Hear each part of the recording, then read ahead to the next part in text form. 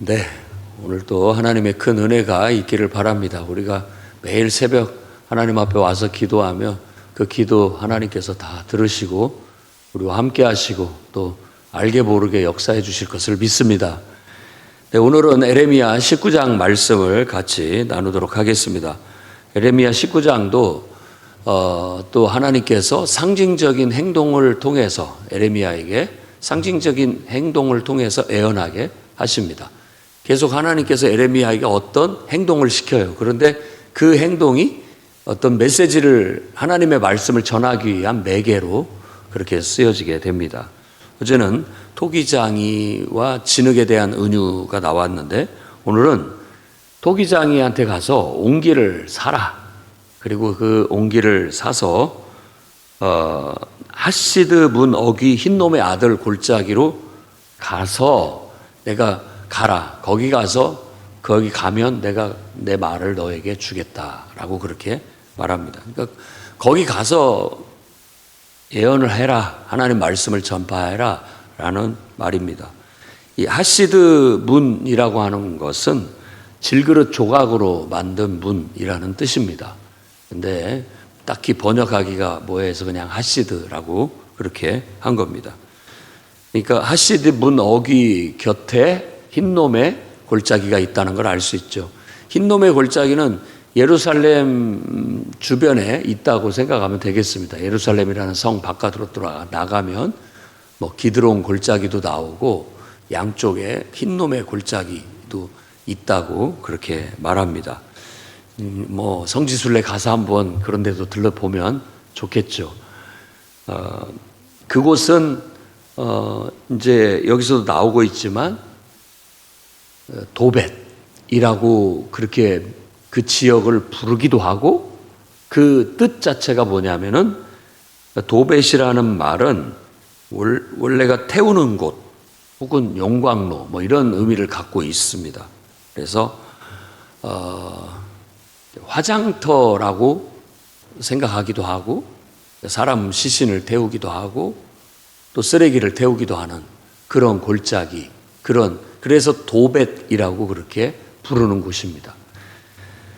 근데 이 곳에 가서 거기로 옹기를 하나 사가지고 가라라고 얘기를 하고 거기서 이제 하나님 말씀을 주신다고 했으니까 순종해서 옹기를 사가지고 갔어요. 갔더니 하나님께서 주시는 말씀은 보라 내가 이곳에 이 흰놈의 골짜기에 재앙을 내리겠다라고 그런 메시지를 주시는 겁니다.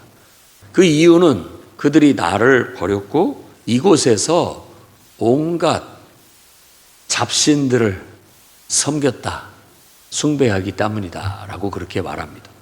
근데 그 옹기를 들고 갈 때 혼자 가지 않고 어떤 지도자들, 어른들을 데리고 함께 그곳에 가라고 지시를 받았고 그렇게 했고 그곳에 가서 그 메시지를 전해주는 거예요.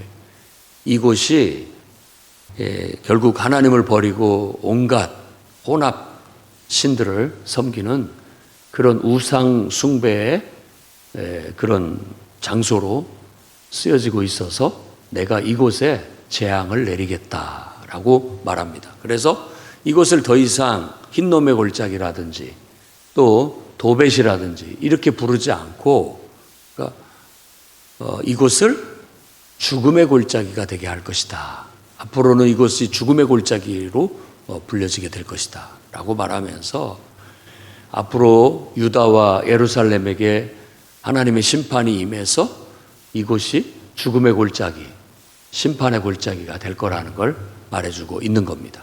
그래서 이 흰놈의 골짜기, 그것을 히브리어로 게헨나라고 그렇게 하는데 그 게헨나가 마치 이렇게 불구덩이 속에 사람들이 들어가서 심판을 받는, 죽음을 당하는 그런 어떤 곳으로 상징적인 의미로 쓰여져서 앞으로 하나님 앞에 심판을 받고 우리가 지옥에 가면 불구덩이, 그가 바로 이와 같은 이미지로 더 씌워져서 예언되고 말해주고 있다는 걸 알 수가 있습니다. 그만큼 하나님을 믿지 않고 하나님을 섬기지 않고 우리가 하나님에 의해서 이 땅에 태어났음에도 그분을 인정하지 않고 또 그분의 은총 가운데 살고 있는데 그분께 감사도 안 하고 예배도 안 하고 그분의 뜻대로 살지 않고 그냥 자기 멋대로 자기 생각대로 그냥 인생을 사는 인간들을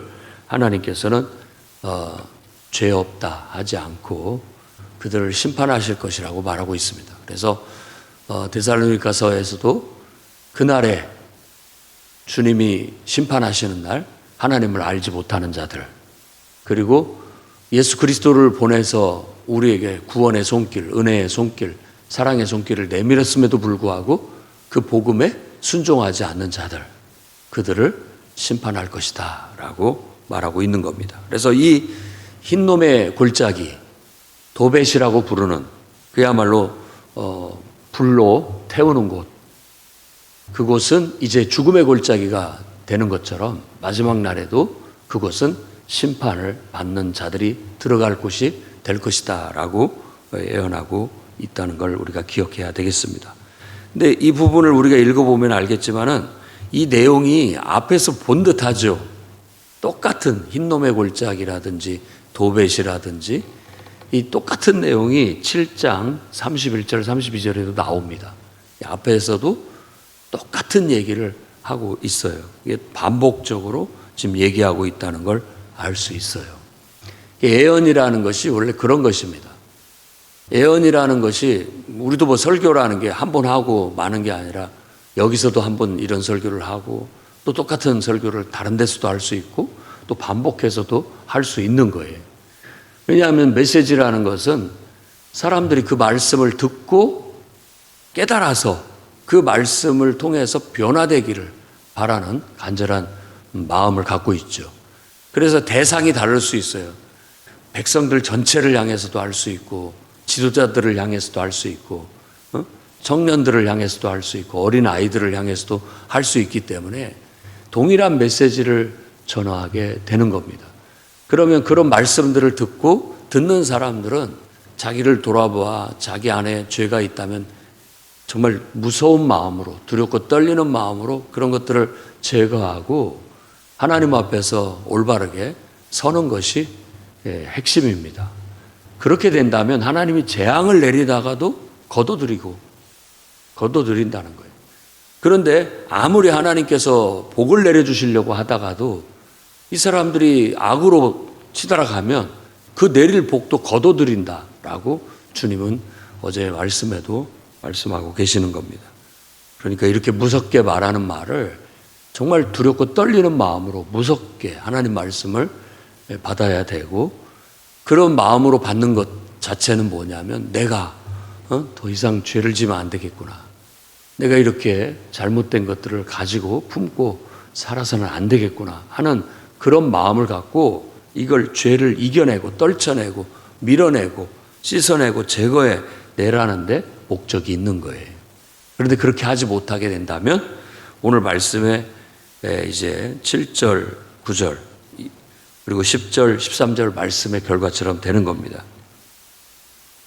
이곳에서 예루살렘과 유다의 계획을 내가 무너뜨리겠다라고 말합니다. 그러니까 회개하지 않고 죄에서 돌이키지 않는다면 이 흰놈의 골짜기에서 그들이 했던 것들은 뭐냐면 몰렉이라고 하는 신한테 인신제사를 드려요. 이게 사람을 제물로 드리는 그런 무시무시한 이교, 그야말로 미개한 악한 그런 풍습들을 할 뿐만 아니라 바알을 숭배해. 그러니까 한두 신이 아니에요. 이상한 그 가나안에 옛날에 다 척결해냈던 전부 없앴던 그런 것들이 다시 솟아나고 있는 거예요. 그런 풍습들.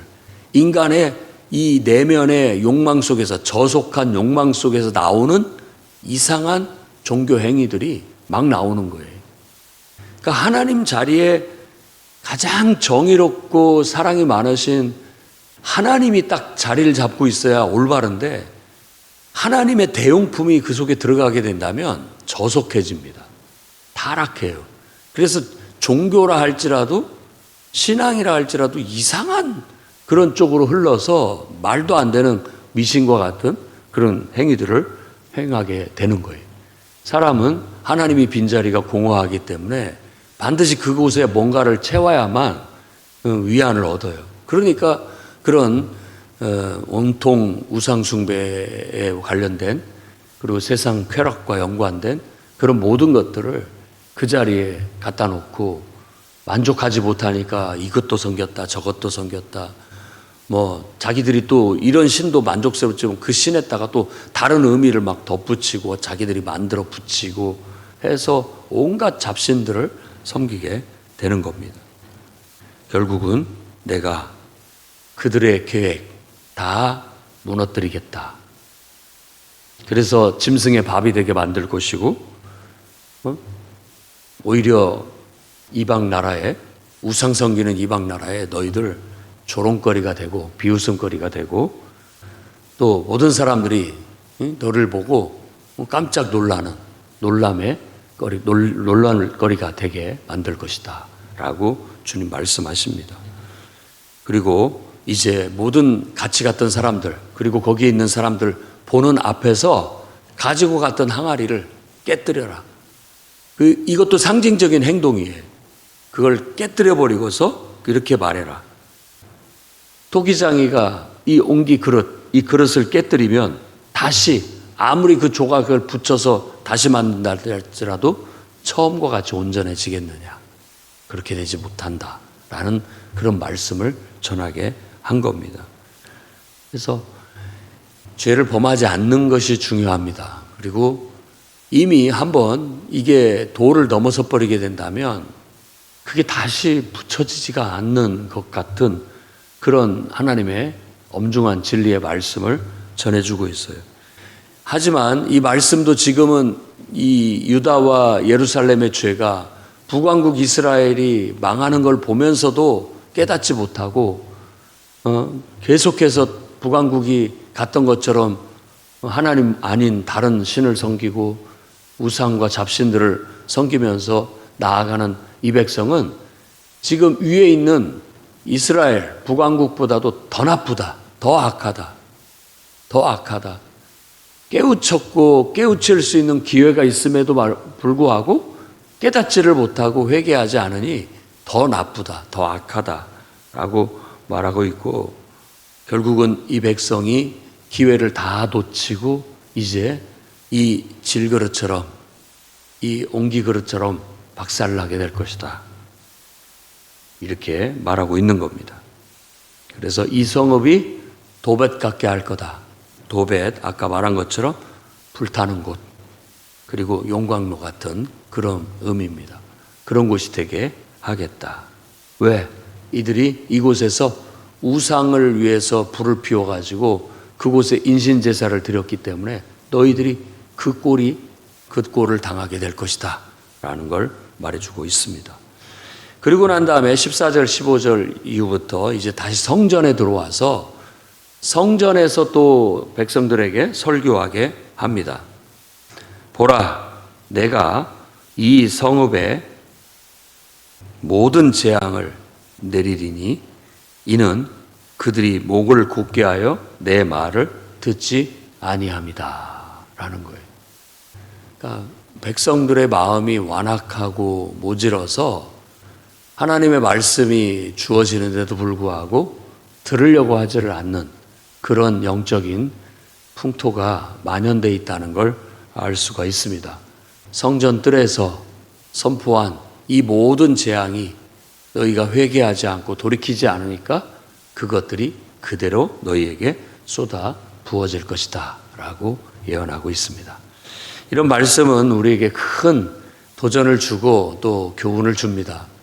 우리가 일단 하나님 무서운 줄을 알아야 되겠고 또 우리 안에 하나님께서 제거하기를 원하는 죄들은 언젠가는 반드시 그것이 제거될 때까지 하나님은 반복적으로 계속 우리를 경계하시고 때로는 책망도 하시고 재앙을 내리기도 하시면서 벗겨질 때까지 하십니다. 그게 없어질 때까지 하시는 거예요. 그러니까 하나님도 참 집요하신 분이죠. 아니 어쩌면 우리가 그것이 문제가 돼서 더 성장하지 못하고 성숙하지 못하고 있는지는 그러기 때문이라고 생각이 듭니다. 하나님은 너무나 안타깝죠. 우리를 사랑하고 우리에게 더 큰 은혜와 더 큰 축복을 주고 싶은데 그것이 딱 가로막혀서 그 이상 나가지도 못하니 이것을 언젠가는 내가 기회가 되면 꼭 도려내겠다, 제거해내겠다 하는 마음을 가지고 반복적으로 하나님이 역사하십니다. 우리가 그걸 딱 순종만 하게 된다면, 거기에서 그걸 제거해내기만 한다면 우리는 더 새로운 하나님의 역사와 계획 속에 나아가게 될 거예요.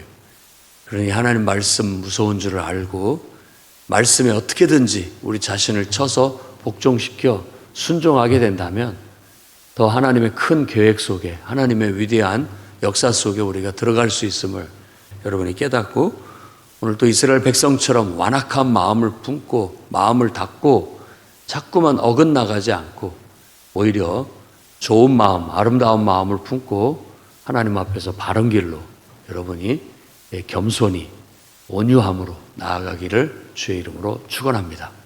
기도하겠습니다. 거룩하신 주님, 말씀이 우리에게 찌르는 칼 같고 우리를 수술하는 칼 같아서 하나님 보시기에 우리에게 해롭고 또 우리 영혼을 메마르게 하고 갉아먹고 죽이는 독이 되는 요소들을 제거해내기를 원하시는 분임을 오늘 깨닫습니다.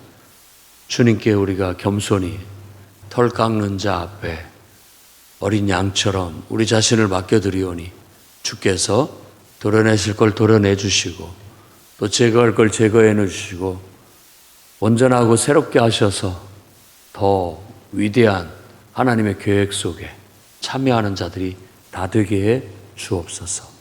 예수님 이름으로 기도드립니다.